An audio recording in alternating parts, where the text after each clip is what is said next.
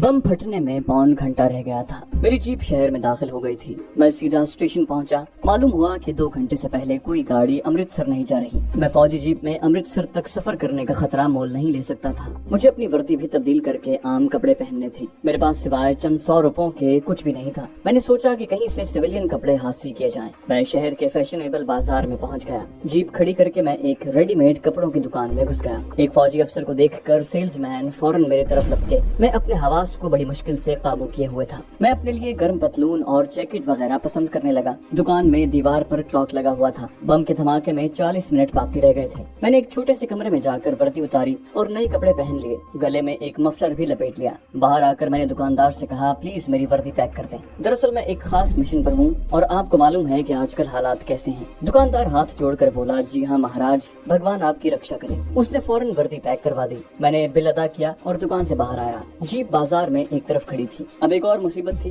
सादा कपड़ों में अगर जीप लेकर चला तो मिलिट्री पुलिस वाले किसी भी जगह मुझे चेक कर सकते थे। मैंने सोचा इस बाजार से तो निकलूं। मैं जीप में सवार होकर बाजार से निकल आया। बाजारों के रश में से रेलवे स्टेशन के अकब में एक वीरान जगह पर पहुंच गया। ये एक कच्ची सड़क थी। आगे कहीं कहीं सरसों के पीले खेत दोपहर की धूप से चमक रहे थे। मैंने घड़ी देखी, सिर्फ 7 मिनट बाकी रह गए थे। मैं जीप से उतरकर एक ऊंची जगह से छावनी की तरफ देखने लगा। यहाँ से छावनी काफी फासले पर नशेब में थी। उधर दरख्तों के झुंड थे और मुझे छावनी की बैरक्स दिखाई नहीं दे रही थी, लेकिन मेरी आंखें उस समत लगी हुई थी। मैं बार बार कलाई पर बंधी हुई घड़ी देख रहा था। दूसरा घंटा पूरा हो गया था। मेरी घड़ी की सुई उस मकाम पर पहुंच गई थी जिसके हिसाब से पेंसिल बमों को फट जाना चाहिए था, मगर छावनी की तरफ खामोशी छाई हुई थी। मैं परेशान हो गया। अगर बम न फटे तो मैं सारी जिंदगी दूसरी कोशिश न कर सकूंगा। उसके साथ ही जिस टीले पर मैं खड़ा था वो यूं लरज गया जैसे जलजला आ गया हो। उसके साथ ही बेशुमार परिंदों को दरख्तों से उड़ाकर फजा में बुलंद होते देखा। उसके बाद एक और धमाका हुआ। पहला धमाका बड़ी तोप में दोनों ताकतवर तरीन पेंसिल बमों के फटने का था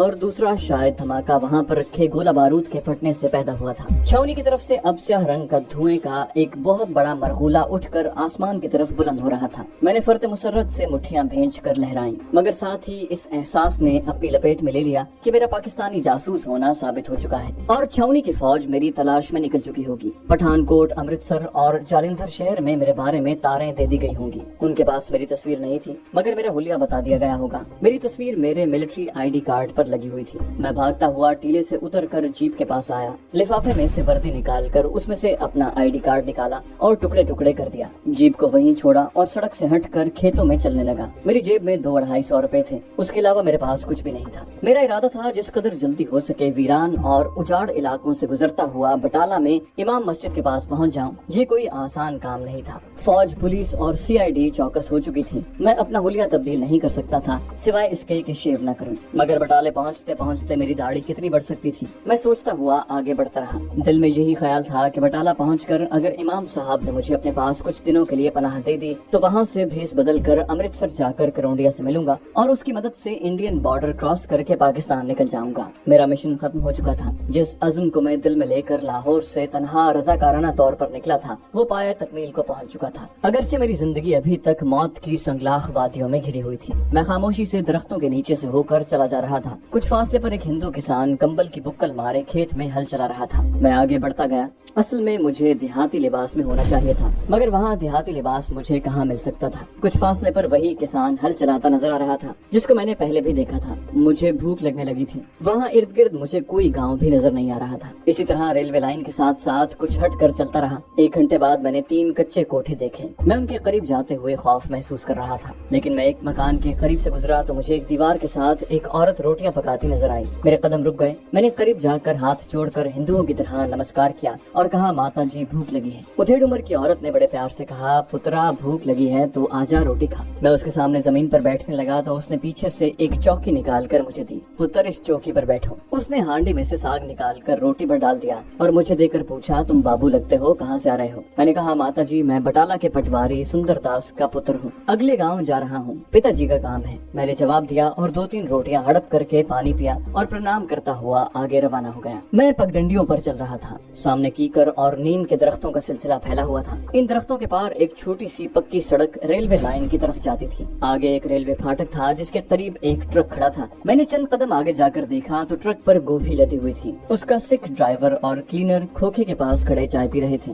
मैंने सोचा अगर ये ट्रक बटाला जा रहा हो तो मैं इसमें सवार होने की कोशिश करूंगा। میں ٹرک کے قریب آ گیا۔ سکھ ڈرائیور کھوکے والے سے باتیں کر رہا تھا۔ میں نے کلینر سے پوچھا کہ یہ ٹرک کہاں جا رہا ہے۔ سکھ ڈرائیور نے میری طرف دیکھا اور پوچھا تم کہاں جاؤ گے مہاشے جی؟ میں نے کہا گاڑی نکل گئی ہے، مجھے بٹالہ جانا ہے، اگلی گاڑی شام کو جائے گی، ساتھ لے چلو تو میں تمہیں کرایہ دے دوں گا۔ سکھ نے ہنس کر کہا کرایے کی کیا ضرورت ہے، تم اوپر چڑھ کر بیٹھ سکتے ہو تو بیٹھ جاؤ۔ میں نے کہا دھنیہ واد سردار جی، اور لٹکی ہوئی رسی تھام کر ٹرک پر چڑھ گیا۔ گوبھی کے پھولوں میں جگہ بنائی اور گھٹنے سینے سے لگا کر بیٹھ گیا۔ سکھ ڈرائیور نے کھوکھے والے سے کہا کرتارے اب چلتا ہوں، واپسی شام کو ہوگی، رام رام۔ ٹرک روانہ ہو گیا۔ یہ ایک ذیلی سڑک تھی اور اس کی حالت بھی کافی خستہ تھی۔ میں نے گوبھی کے پھولوں میں مزید جگہ بنا لی اور چھپ کر بیٹھ گیا۔ اب باہر سے مجھے کوئی نہیں دیکھ سکتا تھا۔ ٹرک کافی رفتار سے جا رہا تھا۔ ٹرک کے کنارے 2-3 قصبے آ کر گزر گئے۔ بھارتی پنجاب کا میدانی علاقہ شروع ہو چکا تھا۔ میں گوبھی کے پھولوں کے اوپر سے سر نکال کر دیکھ رہا تھا۔ سڑک کے دونوں جانب شیشم کے درخت پیچھے کو بھاگتے جا رہے تھے۔ اس ذیلی سڑک پر اتنا خطرہ نہیں تھا، لیکن بٹالہ میں داخل ہوتے وقت پولیس سے واسطہ پڑ سکتا تھا، اس لیے سوچا بٹالہ آنے سے پہلے ہی کسی جگہ اتر جاؤں۔ سپہر کے وقت مجھے دور سے بٹالہ قصبے کی بلند دیوار دکھائی دینے لگی، مگر ٹرک بڑی رفتار سے جا رہا تھا۔ میں اوپر سے ڈرائیور کو آواز بھی نہ دے سکتا تھا۔ خدا پر بھروسہ کر کے میں وہیں دبکا بیٹھا رہا۔ ٹرک بٹالہ کی سبزی منڈی کے گیٹ پر جا کر رک گیا۔ میں نے ڈرتے ڈرتے سر اٹھا کر دیکھا۔ سبزی منڈی میں مجھے کوئی سپاہی نظر نہ آیا۔ سکھ آڑتی اور مزدور ادھر ادھر اپنے کام میں لگے ہوئے تھے۔ میں نے ٹرک سے چھلانگ لگا دی۔ سکھ ڈرائیور نے کہا لالا جی اوپر تکلیف تو نہیں ہوئی؟ میں نے کہا نہیں سردار جی، آپ کا دھنیہ واد۔ سکھ ڈرائیور نے کلینر کو پکارا اور کہا رسا کھولو۔ میں نے سر پر مفلر اس طرح لپیٹا کہ میرا آدھا چہرہ اس میں چھپ گیا تھا۔ میں بازار میں سے گزرتا ہوا اس گلی میں آ گیا جہاں مسجد تھی۔ ایک کشمیری مسلمان مسجد سے نکل رہا تھا۔ میں نے اس سے مولوی صاحب کے بارے میں پوچھا۔ اس نے پہلے تو مجھے اوپر سے نیچے تک دیکھا، پھر پوچھا تمہیں مولوی صاحب سے کیا کام ہے؟ میں نے کہا مجھے ان سے ضروری کام ہے۔ کشمیری مسلمان نے بتایا کہ مولوی صاحب صبح سے مالیر کوٹلا گئے ہیں۔ مشرقی پنجاب میں مالیر کوٹلا ہی ایک ایسی ریاست ہے جہاں 1947 میں مسلم کش فسادات میں کافی حد تک امن و امان رہا تھا، اسی لیے پنجاب اور کئی ایک آس پاس کی ریاستوں کے مسلمان کنبے وہاں جا کر آباد ہو گئے تھے۔ چنانچہ آج بھی بھارتی پنجاب کے مالیر کوٹلا شہر میں پنجابی آباد ہیں اور ان کی مسجدوں میں نماز پڑھنے کے مناظر اکثر جالندھر ٹیلی ویژن پر دکھائے جاتے ہیں۔ مولوی صاحب کے مالیر کوٹلا چلے جانے کی خبر میرے لیے صدمے کا باعث تھی۔ مجھے اچانک شدید اور پرخطر تنہائی کا احساس ہوا۔ اب میں بٹالہ میں بالکل اکیلا تھا، وہاں کوئی ہوٹل نہیں تھا اور وہاں سے بذریعہ ریل یا بس امرتسر شہر جانا بھی خطرناک تھا۔ ریلوے اسٹیشن یا بس اسٹینڈ پر پکڑے جانے کا خدشہ تھا۔ مجھے پریشان دیکھ کر کشمیری مسلمان نے پوچھا لالا جی تم کہاں سے آئے ہو؟ میں نے اس کی طرف دیکھا اور کہا میں بھی مالیر کوٹلا سے آ رہا ہوں، پنجابی ہندو ہوں، مولوی صاحب کے لیے ایک ضروری پیغام لایا تھا، اب میرا یہاں کوئی جاننے والا بھی نہیں ہے۔ کشمیری مسلمان بولا تم میرے ڈیرے پر آ جاؤ، رات گزار کر صبح واپس چلے جانا۔ جی تو بہت چاہا مگر عقل روک رہی تھی، اس لیے بہتر یہی تھا کہ اندھیرا ہونے کا انتظار کیا جائے، پھر جو بٹالہ سے آخری بس یا ٹرک امرتسر کی طرف جا رہا ہو اس میں بیٹھ جاؤں، ہو سکتا ہے کہ رات کو چیکنگ سے بچ جاؤں۔ میں نے اسی انداز میں عمل کرنے کا فیصلہ کر لیا اور کشمیری مسلمان سے کہا آپ کا دھنیہ واد، میں ریلوے اسٹیشن جاتا ہوں، ہو سکتا ہے کہ کوئی مال گاڑی امرتسر جاتی ہو، ڈرائیور سے کہہ کر اس میں بیٹھ جاؤں گا۔ یہ کہہ کر میں نے نمسکار کیا اور خاموشی سے چل دیا۔ میں تیز تیز چلتا ہوا اگلی گلی سے نکل کر بازار میں آ گیا۔ مجھے اپنے اوپر اس چوہے کا گمان ہو رہا تھا جو ایک بہت بڑے پنجرے میں جان بچانے کے لیے ادھر ادھر بھاگ رہا ہو۔ دن ڈھلنے لگا تھا، دھوپ پھیکی پڑ چکی تھی۔ بٹالہ کے بازار بڑے بڑے اور پرشور تھے،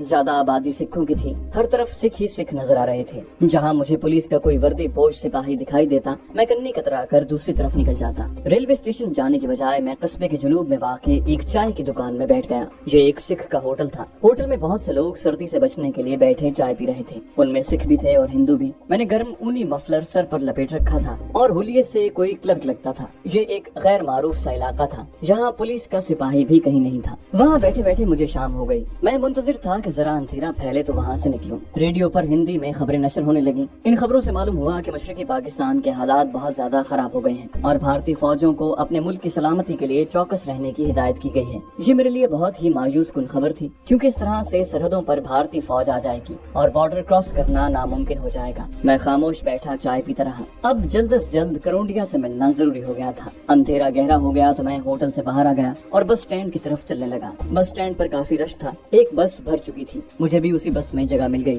بس امرتسر کی طرف روانہ ہو گئی۔ بس اسٹینڈ پر کوئی پولیس کا سپاہی نہیں تھا اور میں نے خدا کا شکر ادا کیا۔ دور سے امرتسر کی روشنیاں جھلملاتی نظر آنا شروع ہو گئیں۔ بس امرتسر شہر کے رام باغ کے چوک والے بس اسٹینڈ پر جا کر کھڑی ہو گئی۔ میں نے کھڑکی سے باہر کے ماحول کا جائزہ لیا۔ رات ہو جانے اور سردی کی وجہ سے وہاں کوئی سپاہی موجود نہ تھا۔ بس سے اتر کر میں رام باغ بازار کی طرف چل پڑا۔ اس علاقے کے چپے چپے سے واقف تھا۔ اب کرونڈیا اسمگلر سے سامنا ہونے والا تھا۔ जिसका मैं 5,000 रुपया चोरी करके भागा था। वो मुझे पुलिस के हवाले नहीं करेगा और तशद्दुद भी नहीं करेगा, क्योंकि उसका राज भी मेरे पास महफूज था। मैं उसके होटल के सामने पहुंचा। वो काउंटर पर बैठा कुछ हिसाब लिख रहा था। मुझे देखा तो गुस्से से उसका चेहरा सुर्ख हो गया। मैंने गूंगे की अदाकारी करते हुए यूं ही आंकी और होटल की सीढ़ियां चढ़ गया। उसने मुझे वहाँ गूंगा भांजा मशहूर किया हुआ था। मैं ऊपर वाले कमरे में जाकर पलंग पर बैठा ही था कि वो आ गया। बेहद गुस्से में था। आते ही उसने दरवाजा बंद कर लिया और मेरी गर्दन दबोच कर बोला, चोर की औलाद, मेरे रुपए चुरा कर कहाँ भाग गया था? मैंने उसका हाथ झटक दिया और पुरअतमाद लहजे में कहा, तुम्हारे लीडर के पास मेरे फेरे के 10,000 रुपए मौजूद हैं। तुम अपने 5,000 रुपए उससे वसूल कर सकते हो। मैं तुम्हें कागज पर लिख दूंगा। वो सामने कुर्सी पर बैठ गया।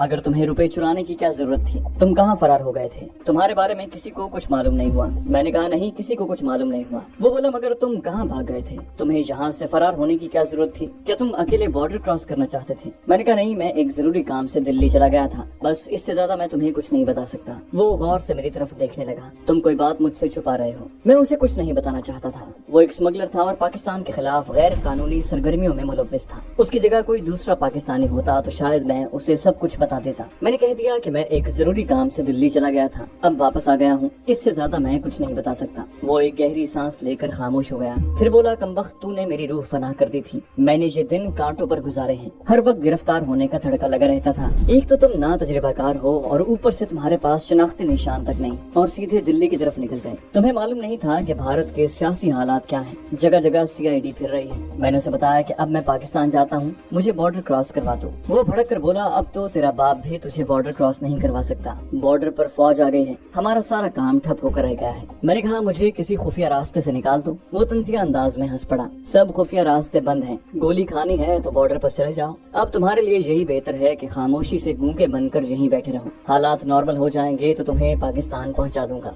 अभी कोई बड़े से बड़ा स्मगलर भी ये खतरा मोल नहीं ले सकता। वो ठीक कह रहा था। मुझे उम्मीद थी कि करौंडिया मुझे बॉर्डर क्रॉस करवा देगा, लेकिन अब जो उसने भी मायूसी का इजहार किया तो मैं सोच में पड़ गया। मुझे ऐसे लगा जैसे एक पिंजरे में कैद हो गया हूँ, जिससे बाहर निकलने का कोई रास्ता नहीं। अमृतसर में ये अफवाह भी गश्त कर रही है कि पाकिस्तानी कमांडोज मशरकी पंजाब में दाखिल हो गए हैं और उन्होंने पठानकोट छावनी में कोई बहुत बड़ा धमाका किया है और हमें भी बड़ी एहतियात से काम लेना होगा। तुम भी होटल से ज्यादा दूर मत जाना। ये बताओ कि मेरे 5,000 रुपए में से कुछ बचा भी है कि नहीं? मैंने कहा, 100 के करीब रुपए बचे हैं। वो बोला, 5,000 रुपए में से सिर्फ 100 रुपए बचे हैं? कहाँ अय्याशी करते फिरे हो? फिर वो मुठ्ठियां भींच कर बोला, लीडर ने क्या मुसीबत मेरे पास भेज दी है। अच्छा, मुझे कागज पर लिख दो कि तुमने अपने फेरे के 5,000 रुपए वसूल कर लिए हैं। मैंने बेनियाजी से कहा, लिख दूंगा। और मैं गूंगा बनकर ज्यादा दिन इस स्मगलर के पास नहीं रह सकता था। किसी भी वक्त मैं भूल कर कुछ बोल सकता था और मामला खराब हो सकता था। लेकिन मेरे लिए अभी पाकिस्तान का दरवाजा बंद था। मिशन मुकम्मल होने के बावजूद मैं अपने वतन नहीं जा सकता था। कुछ ऐसा नहीं हो सकता कि मैं दिल्ली से बजरिया तैयारा या बम्बई से बजरिया बहरी जहाज पाकिस्तान चला जाऊं।